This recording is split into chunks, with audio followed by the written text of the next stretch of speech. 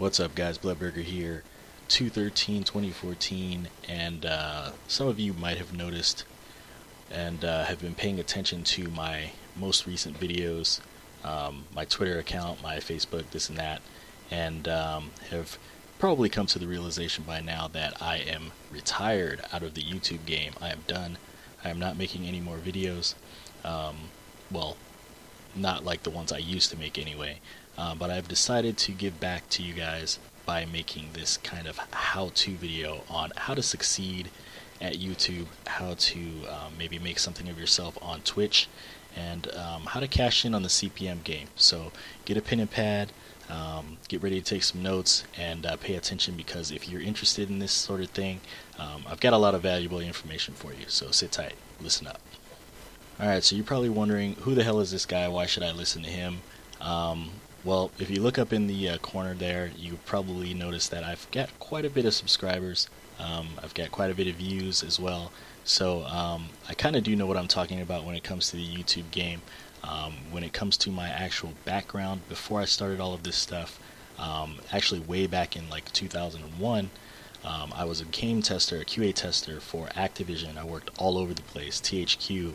I was actually one of the first quality assurance testers to work for EA Los Angeles down in Marina Del Rey, and I actually worked as a GM, a game master for Blizzard Entertainment on World of Warcraft from about 2004 to 2006.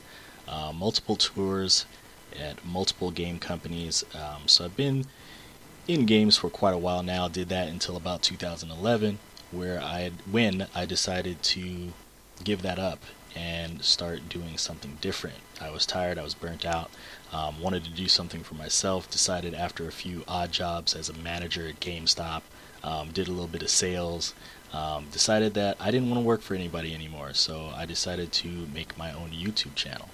So again, fast forward to about 2011, the end of 2011, I actually started live streaming on Twitch. That was the first thing I did. Played a lot of Star Wars, The Old Republic. No wonder I never made it there. With a game like that, you really don't have too much of a shot, but we did what we could. Obviously, the viewer count wasn't what I wanted it to be.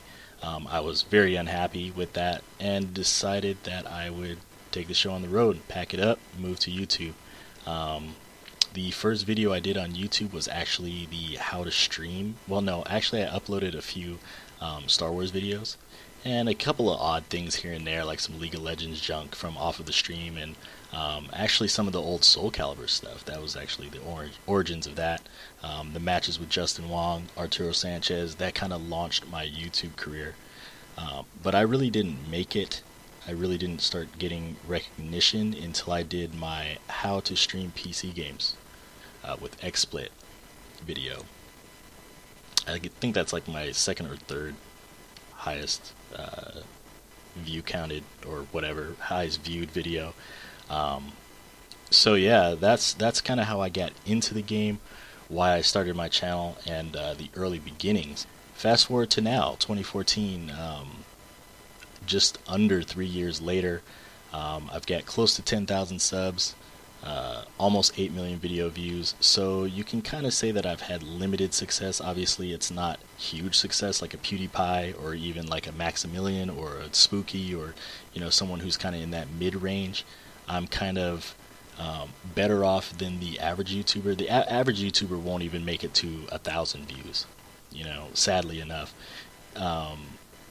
So to achieve what I've done kind of gives me a little bit of credibility in the game. I've done better than the average person, but not quite as well as someone who's actually making a living off of this stuff.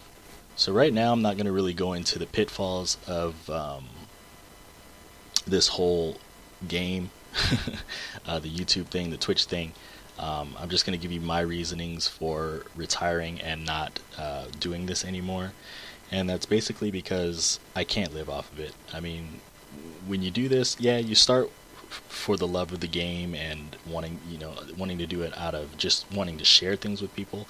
But after you've done 1,100 videos, you kind of want to be compensated for your time, and I'm not being compensated, so I can't really afford to do this anymore. I need to explore other avenues. So that's kind of why I'm out of the game. That's why I'm going to give you tips and tricks if you want to do this, how to actually make something of it, and maybe hopefully if things go well for you, you can take it further than I did.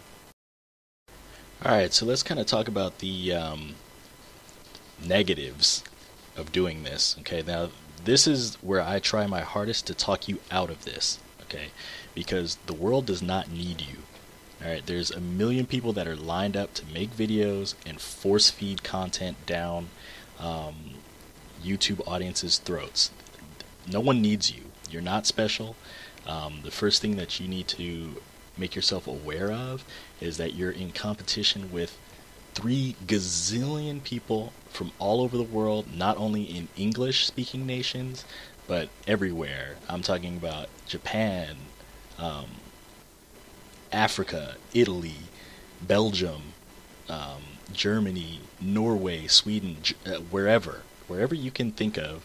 There is a YouTuber that wants to do exactly what you want to do, and they might even do it better. So the first thing that you need to understand is that you are not unique, and you need to find a way to, if you're going to have any success with this thing at all, you need to find a way to beat those people. That is the only way that you will last more than 15 minutes in this thing. Alright, so number 1, I am not special. Repeat it to yourself. Let me give you a second. Alright, hopefully you've said that to yourself in a mirror or whatever. And number 2, I need to be better than the next guy and produce better content at a higher quality than him, or else I will not make it. Alright, and now that we've expressed humility, let me tell you a little bit about how you get paid. Okay, you've probably heard the word CPM before, or the term CPM. I'm not going to go into like a long diatribe of what exactly this means. Just understand that it stands for cost per mil. Okay, now essentially all this means is that advertisers buy ad space and they pay you for or per 1,000 people that see it. Okay, every network has a different price that they pay you for that, but essentially it's just how much you get paid per every 1,000 people that see an ad. Okay, it could be from $1 per 1,000 all the way up to $6 per 1,000. Different companies have different deals, and they give their content creators different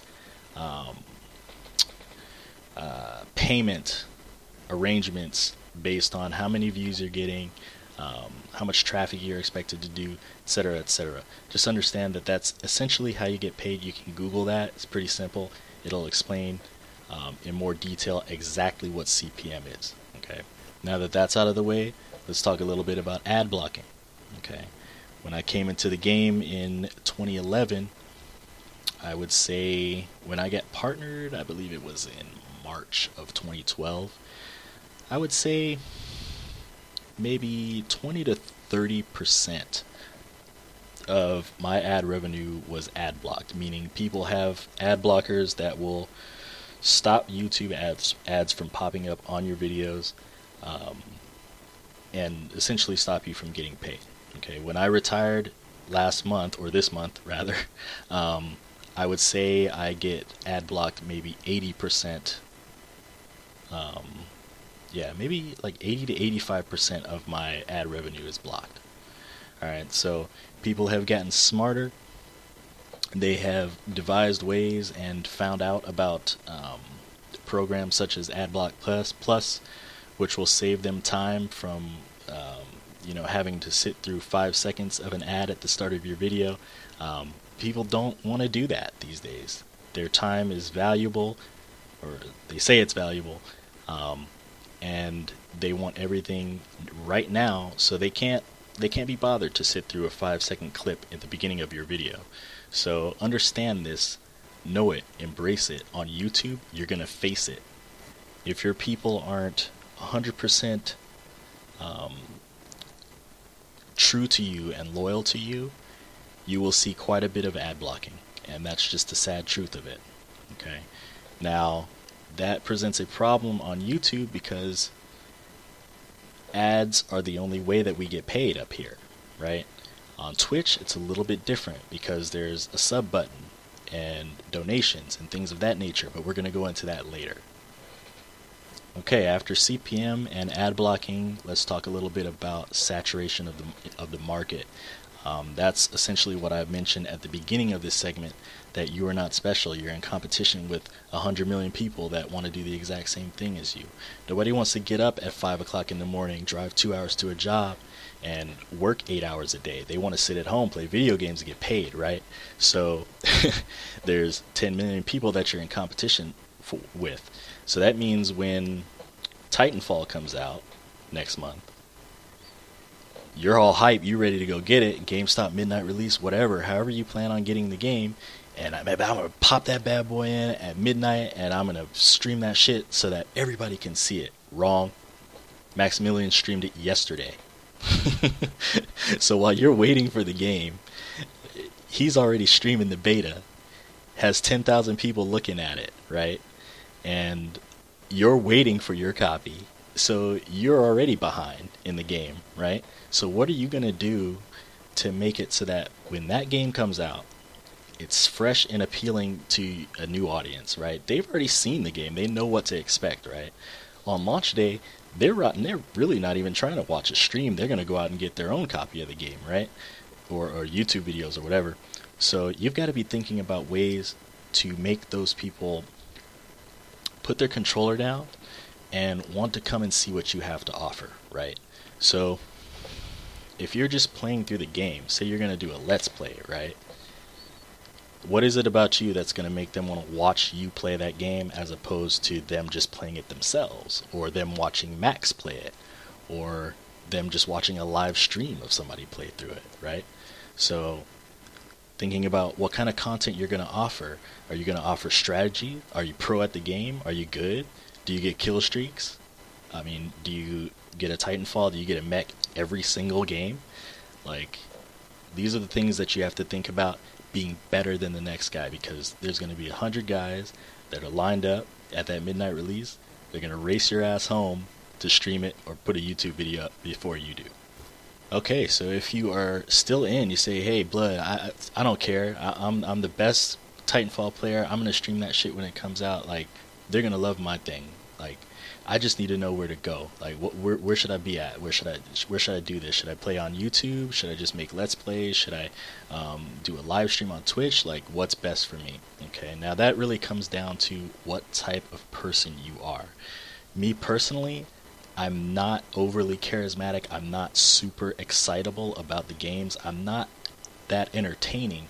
So for me, hiding behind a wall of editing and just making videos on YouTube was the best move for me, because I could control the content that I was putting out without having to be on the spot. When you're on Twitch, you're live. You can't hide. It's you, the game, and them. So if you are, super charismatic, you're excitable, you are just like amped about everything, I would highly suggest that you do it live. You get more interaction with your fans, with the people that are watching you, and you can, really interact and be a live show. But the pitfall of that is that you can't hide. Like I said, if you screw up, you screw up. There is no rewind button. There is no premiere to fix things. It's you and them and the game, and you can't hide. On YouTube, you can control what they see. Alright, so that's a decision that you're going to have to make. Now, as far as actually dishing out the content, that's going to be a decision you make based on what I just said. Now, as far as getting paid, each platform does have its advantages and disadvantages. Okay, and I'm going to go into that right now. So for YouTube, like I said, it's all ad based. Okay, they see an ad on your video based on the CPM rate that you're getting paid from your production studio. You get paid on however many people click that ad, however many people see the ad, right? There are no donations, there are no sub buttons, unless you hit 10,000 subscribers on YouTube. You don't get the pay to watch option. Alright, so the only way you're getting paid on YouTube, at least for the beginning of your career, is through ads. Alright, now again, you have to factor in ad blockers. How much of a percentage of your viewership is going to block your ads. That's something you need to think about, something you might have to test the waters with, because no two channels are the same. Okay, just because I get blocked 85% doesn't mean that you will. All right, now it's just something to think about. Now on Twitch, it's kind of a three-pronged assault. 3 ways to get paid up there. Number one, I'm not sure how many viewers it is these days, but back when I was trying to get partnered, it was basically you get to 300 to 400 viewers every time you stream on a consistent basis, and you get partnered. Okay, that means you can run ads, right, and they pay you $2.50 or $3, something like that, for every 1,000 people that see your video or your ads, right? Okay, and then after that, it was you reach 1,000 viewers every time you stream. Excuse me, and you get a sub button, which means your viewers can now subscribe to your channel, and they don't have to sit through ads. They get whatever perks you designate for them, and it's like $5 a month. Half goes to Twitch, half goes to you. So $2.50 per person is what you get paid every month, right? On top of whatever ads your non-subscribers are watching.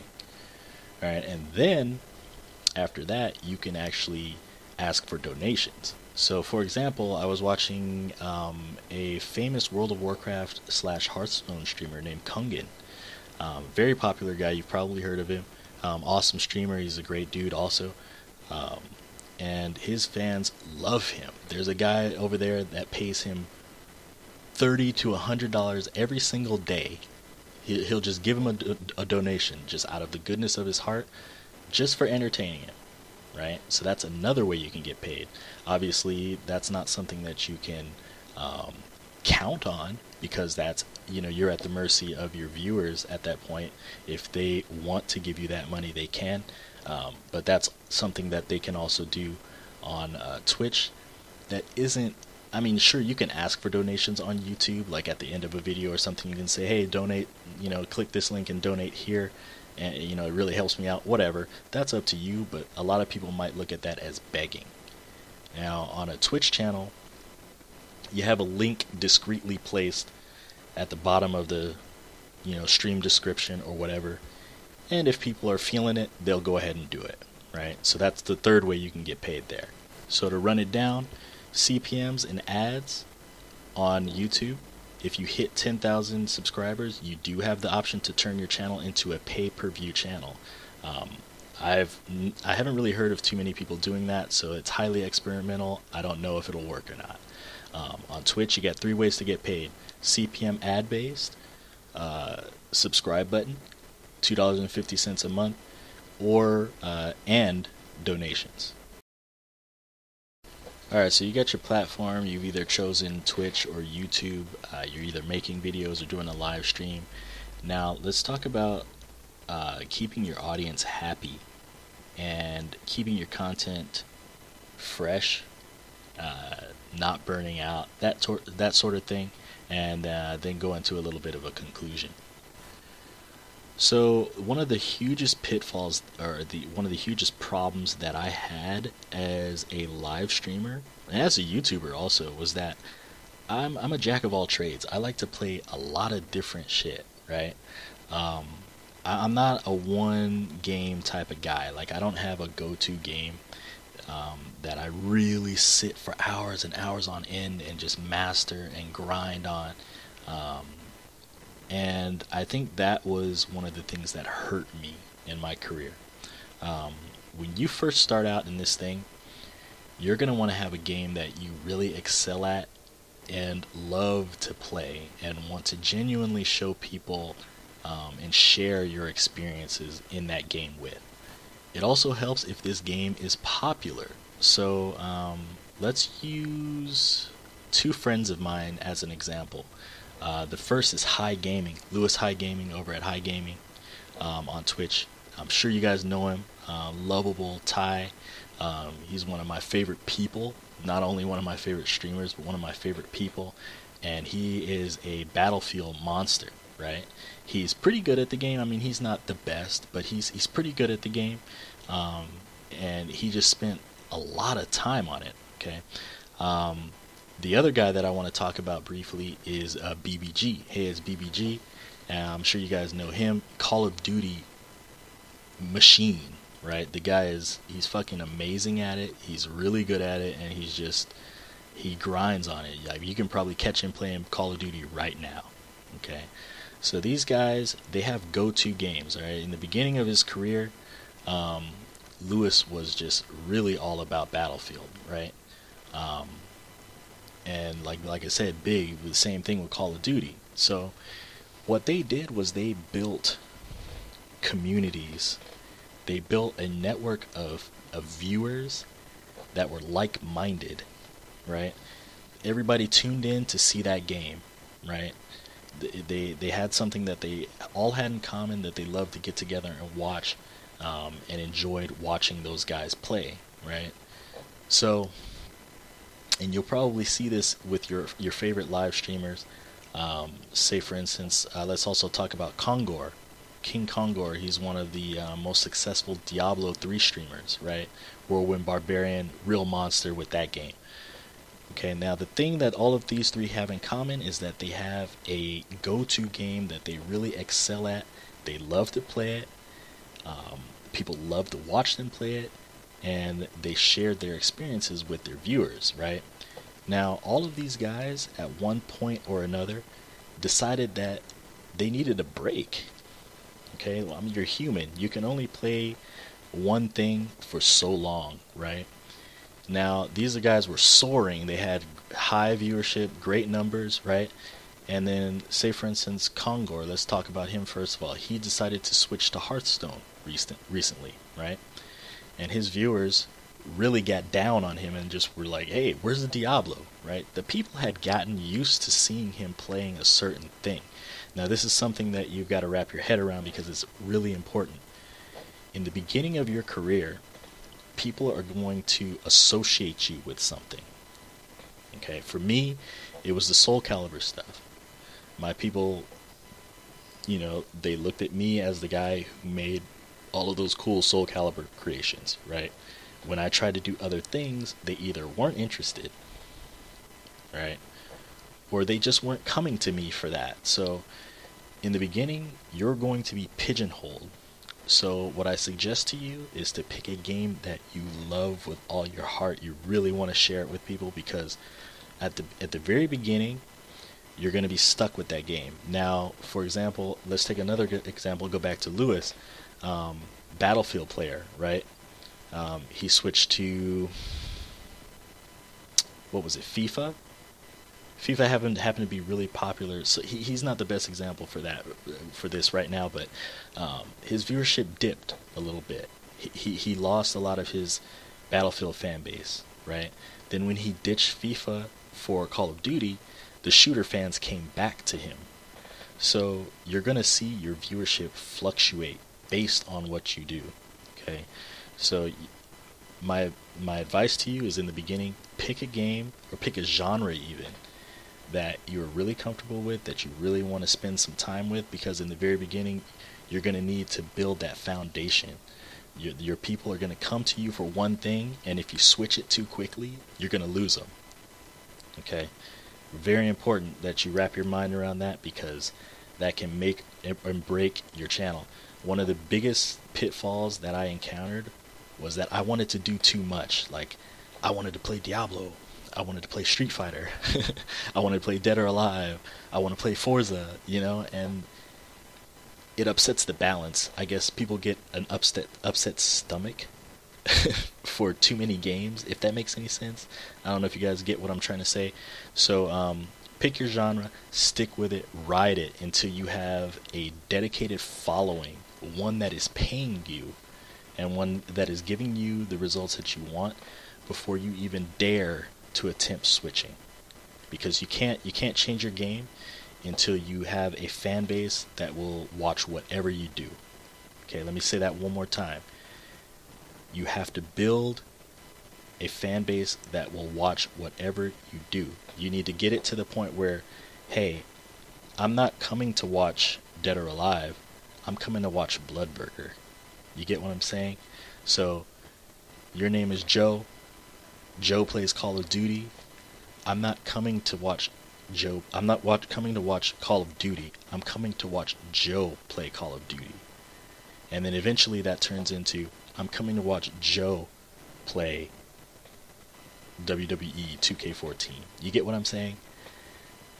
Create that audience, make them love you, and then you can change what you want to do.